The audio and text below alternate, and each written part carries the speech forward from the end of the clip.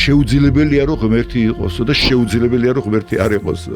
ნახე რა მაგრად ამბობს. მე ვხედავ მეტისმეტად ბევრს რომ ვუარყო ღმერთი და მეტისმეტად ცოტას რომ დავამტკიცო ღმერთი და ჩემი გული გილიჟებაო.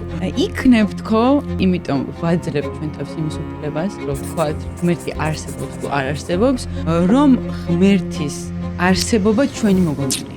თუ ადამიანი ევოლუციის შედეგია, ანუ გორილა, შიმპანზე, ადამიანი. ის ნაწილაკები, ვინც ქრისტეს ქმნის, თუ იბიტო გამოიგონა ქრისტე რომ გადარჩეს. ჩემში რო არ იყოს რაღაცა ნაწილაკი, ვიდრე ბიოქიმიური პროცესების გროვა. საჭმელი გაქვს, თუ ბიოქიმია ხარ, რა გინდა? ძაღლს აჭამე, ასვი, მოეფერე, დამთავრდა. აი რა არის ჯოჯოხი.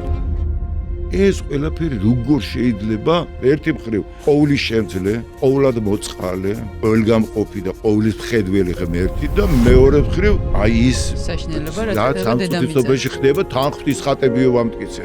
ვარ არის ლოგიკა. აქ უკვე გავდივართ ლოგიკის მიღმა. შეიძლება ესე ვთქვათ, რომ ნაწილობრივ თავისუფალინება არსებობს? აი ეგეც ძალიან დიდი თემა. თუ მართლა პრეტენზია გვაქვს აზროვნებაზე და უფრო ხმა ხედვაზე, მაშინ შეიძლება ერთადერთი პასუხი ამაზე. ერთადერთი პასუხი. თვალები რომ იწყენდება ხედავდით?